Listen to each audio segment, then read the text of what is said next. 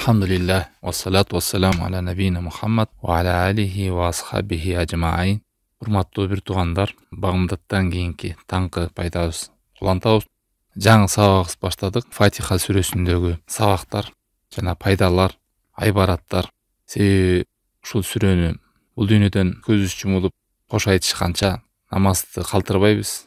Ар бир рекет намазда бул Фатиха сүрөсү окулат. Фатихасыз намаз болуп саналбайт. Намаздын жүрөгү, негизги нерсеси коркуп окуу Аллах Тааламдан. Хушу менен, коркуу менен, үмүт менен дайыма кайталайбыз. Мейли нафил, сүннөт, парс намаз болобу, жамаат менен окуйбуз байтор. Анан ушул Курандын энеси болгон Фатиха сүрөсүндөгү тафсирин, ичиндеги маанилерин, пайдаларын, айбараттарын канчалык терең жакшы билген сайын, ошончолук намазыбыз чырайлуу, намазды рахат менен окуйбуз. Себеби бул Курандын энеси. Курандын энеси дегени Курандагы бардык маанилер Фатиха кайтат деген сөз.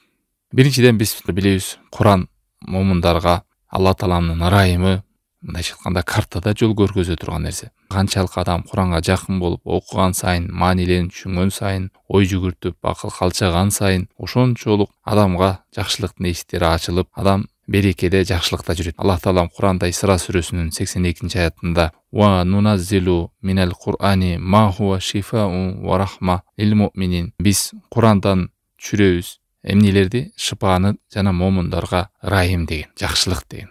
Куранды маани маңызын түшүнүп окуп жүргөн адамга Аллах Таалам ырайымы жайт, жакшылыгы жайт. Куранда шыпа бар. Ошон үчүн кээде баарыбыз ойлонобуз.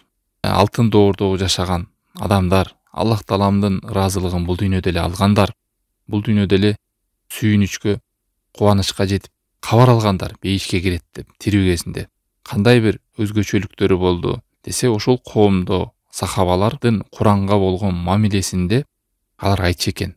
10 аят жаттаса дагы, окуса дагы, жаттаса дагы, ошонун ичиндеги маанилерди түшүнүп, практика кылып, ошентип улантчу экен. Мына ошол сыпаты болгон. Биз Куранды үйрөндүк, илимди үйрөндүк, амалды үйрөндүк деп. Бирок тилекке каршы бүгүнкү күндө көп адамдар керек болсо Куранды жаттап алган адамдар дагы ушул эле ичиндеги камтылган маанилер, биз бая терең Курандын ичиндеги 30 параны айтылган жок. Керек болсо ошол күндө намазында окуп аткан Ихлас сүрөсү, Кавсар сүрөсү, ошол эле кыска сүрөлөр жана Фатиха сүрөсүндөгү маанилерден кайдыгер алыс. Эгер көп жаттап, бирок эч кандай маанисин билбесе, пайдаланбаса, мындай коомдорду Алла Таалам Жума сүрөсүнүн 5-аятында эчектерге окшоштурган. Ушундай бир коомдор бар. Алар Тооратты көтөрүп жүрүштү, мындайча окуп, бирок ичиндеги маанилерине түшүнбөстөн, амал кылбастан кылды эле булар кадимки жанагы эшек чөптү көтөрүп жүргөндөй дейт. Мисалы, эшектин үстүнө жүк артып койсо, ошол жүктөн эшек пайдаланабы? Пайдаланбайт. Ошондой эле адам дагы окуп, бирок анын маанилерин түшүнбөсө, жашоосунда практикалык жолду колдонбосо, кудум ушундай деген. Ошондой эле Алла Таалам жемелеп сындаган ушундай адамдарды, түшүнбөгөндөрдү, билбегендерди, практика кылбагандарды, тек гана окуп койгондорду. Бакара сүрөсү 78-аят. Алардын арасынан Куранды, китепти билишпейт, тек гана окуганды гана билишет. Болбосо Куран тек гана окуш үчүн эмес, Курандын негизги максаттарынан бири Алла Таалам чүрүүдөн адамдар ой жүгүртүп, акыл калчап, ушуга маани берсин деген. Сот сүрөсү 29-аятында биз бул китепти мубарак, берекелүү кылып түшүрдүк, аяттарына акыл калчасын деп адамдар, жана акыл ээлери ой жүгүртсүн деп, пикир кылсын деп, ушул максатта түшүнгөн дейт. Албетте, бирок Курандагы ичиндеги болгон маанилерди тамгасындай, сөзүн сөздөй кылып тим эле толук эч бир адам түшүнө албайт. Бирок аалымдар түшүнө турган өздөрүнүн насиби бар, карапайым адамдар түшүнө турган өзүнүн насиби бар, жана ошондой. Бирок биздеги нерсе, негизги нерсе, адамдар түшүнө турган нерседе ой жүгүртүп, намаз окуп атканыбызда кыска окуган сүрөлөрүбүздүн маанисин биле турган жерлерге чейин дагы үйрөнбөй, кайдыгерликте кылып, тек гана окуп коюп гана чектелип калган мусулмандар көп. Куранды жеңил карадык, Аллах Таалам сөзүнө кайдыгер болдук. Бүгүнкү күндө үммөттүн дагы артта калышы, алсырашы. Себеби биз билебиз да, үммөттүн даңктуулугу, ызаттуулугу, бийиктиги бул Аллах Тааламдын китебинде урматтап, ошону окуп, түшүнүп, практикалоодо жана пайгамбарыбыз алейхиссалату вассаламды ээрчүүдө. Мына ошондуктан биз бүгүн Фатиха сүрөсүнөн баштайбыз дедик. Фатиха сүрөсү бул Курандын энеси. Энеси деген мааниси бардык сүрөлөрдөгү маанилер Фатиха сүрөсүнө камтыйт деген. Курандын бир нече аттары бар. Араб тилде мындай маани берет. Кайсы нерсенин аты бир аттан көбүрөөк боло турган болсо, бул анын ичиндеги көп маанини камтыгандыгы жана анын артыкчылыгы ал жакта көп сыр жаткандыгынан кабар берет деп айтылат. Мисалы Аллах Тааланын 99 аты бар. Ошондой эле Фатиха сүрөнүн мисалы 10го жакын аты бар. Биринчи эле аты ушул Фатиха деген ат. Эмнеге Фатиха деп аталып калган? Себеби бул ачуучу. Себеби Аллах Таалам ушу Фатиха сүрөсү менен Куранды ачкан. Куранды ачсаңыздар деле эң биринчи бетте Фатиха сүрөсүн көрөсүздөр. Анан экинчи аты болсо Курандагы бардык маанилер, сүрөлөрдөгү маанилер ушул Куранга кайтат. Уммул Куран деп аталган. Курандын энеси деген. Пайгамбар алейхиссалату вассалам ушундай деп кабар берген. Негиздеден маанилери, Курандагы максаттар, ал жердеги 7 аят бар да Фатиха сүрөсүндө. Ушуга кайтат деген. Ушул эле пайгамбарлардын кабары жана пайгамбарларга моюн сунбай адашып кеткендер, өкүмдөр, тарыхтар жана акыретке бараткан сапардагы абалдар, кабыр, махшар, тозок, бейиш, бүт кабарлардын баары келген, бирок абалдардын баарын, өкүмдөрдү бөлсө ушу 7 аятка түшөт дейт. Куранды башынан ушу 7 аятты жакшылап ачып окуса, бөлүктөргө бөлүнөт. Мисалы, бир нече өкүмдөр бар да, ошол эле таухид бөлүмдүү. Адамдардын Аллах Тааламга бири ыйман келтирет, бири ыйман келтирбейт, бирөөлөр шерик кылат. Андан кийинки бөлүмү акырет бөлүмү, жана жогоруда айтканда, жаза, тирилүү, бейиш, тозок дегендей. Андан кийинки бөлүгү мыйзамдар, ибадаттар, Аллах Тааламга жакындоочу өкүмдөр. Андан кийинки бөлүмдөр кабарлар. Мурунку Адам алейхисаламдан баштап ушунгө чейин келаткан кабарлар. Пайгамбарлардын кабарлары, Аллахка моюн сунган адамдардын, моюн сунбай кеткен адамдардын акыбалы. Андан кийинки бөлүмү бейиш ээлери, кандай рахатта болушат, кандай сыйларга татышат. Ал эми тозок ээлери кандай азаптарга душар болушат. Мына ушунун бардыгы Куранда кенен келген. Ал эми Фатиха сүрөсү бардыгын камтып, кыска 7 аятка батырган дейт. Мисалы, Малики Яумиддин деген, Кыямат кайымдын падышасы деген жерде бүт нерсени кайталап айтса болот. Кабыр азабы, акыреттеги сурак, Алла Таала Кыямат кайымды кандай кылып жазалайт, кандай кылып сурак алат Кыямат кайым падышасы. Иякана убуду иякана стаин дегенде, сага гана сыйынабыз, сенден гана жардам сурайбыз дегенде, бул жерде бүт ибадаттар камтылат. Курандагы ар бир Аллах Тааламга баш ийүүгө чакырган нерсенин бардыгы ушул аяттарда камтыйт. Ибадат болсун, мейли, мамилелер болсун, өкүмдөр болсун, шариаттагы Аллахка жакындай турган нерселердин бардыгы камтылган.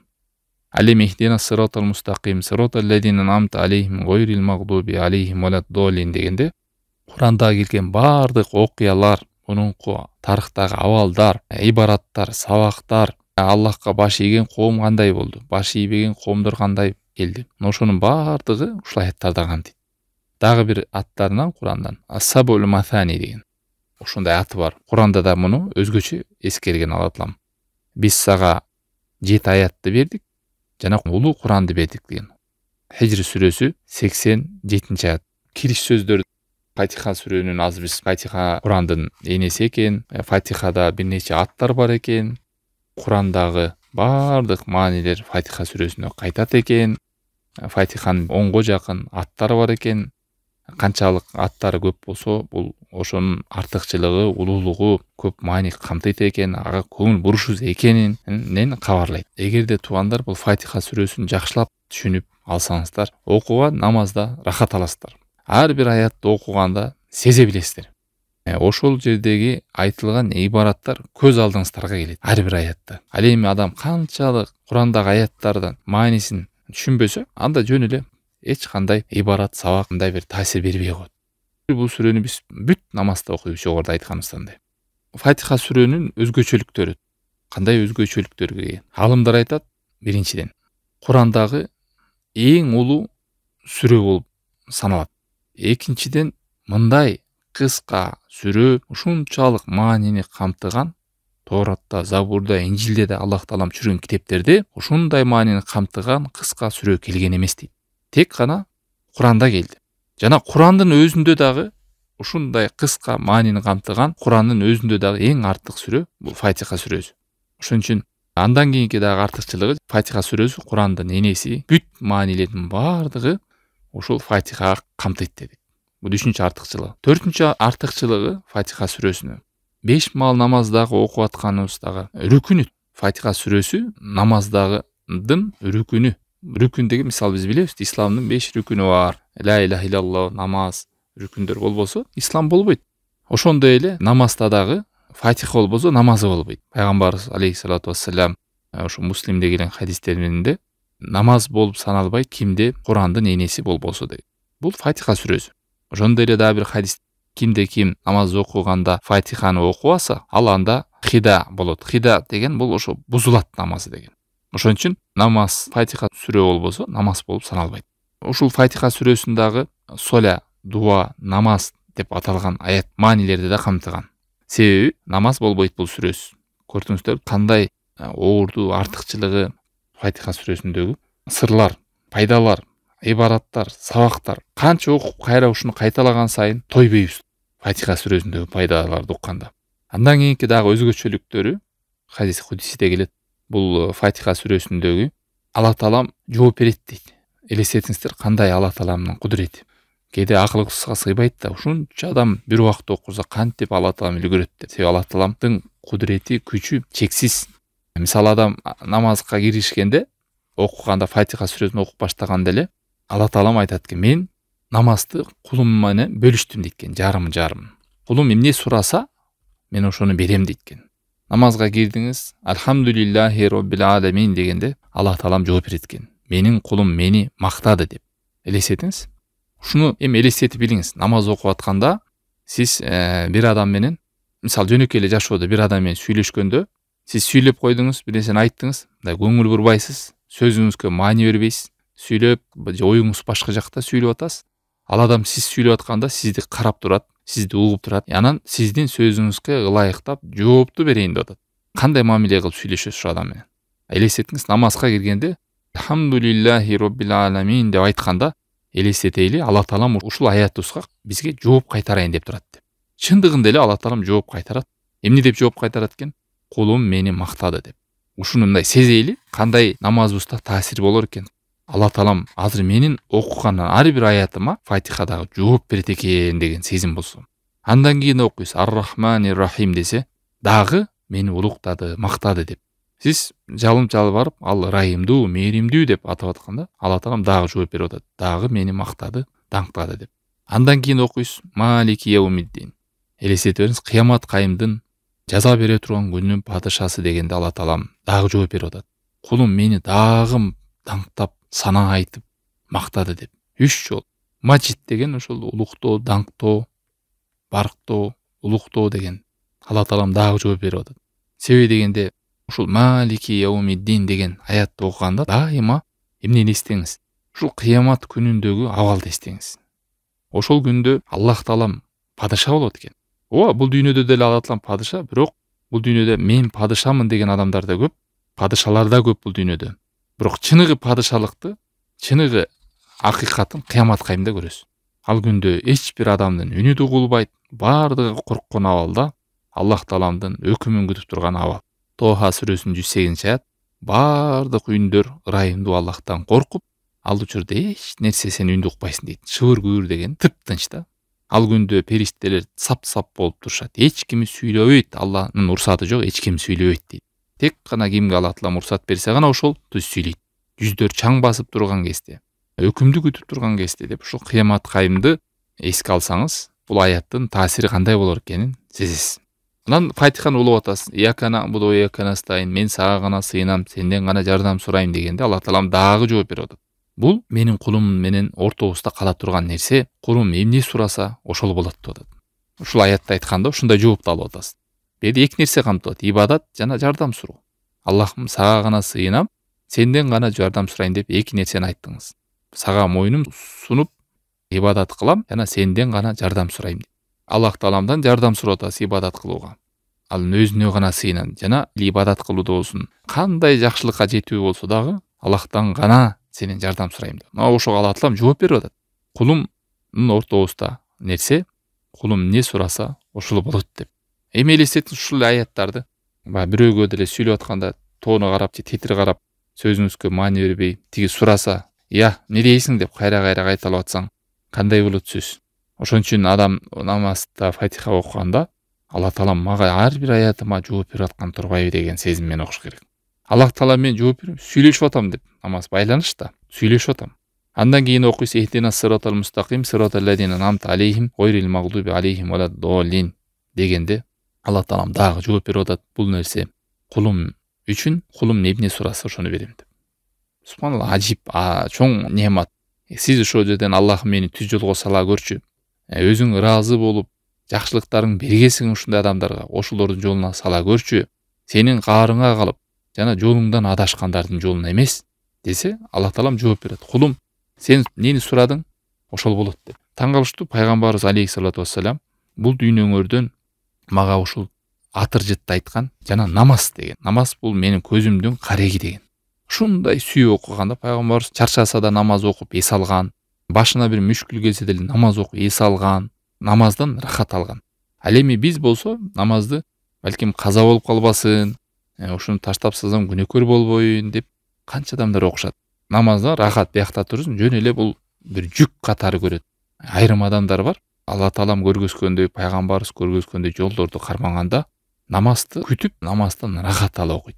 Эгерде Фатиха сүрөсүндөгү маанилерди камтыган келген болсок, намаздан рахат алып окуп калабыз. Ошондой эле Фатиха сүрөсүнүн дагы бир маанилеринен айтпай кетиптирмин. Рукия деген да мааниси бар. Рукия деген бул шыпа. Мисалы балдарыңыздарга, өзүңүздөргө дем салам десеңиздер, Фатиха сүрөсү менен дем салсаңыздар өтө таасирлүү.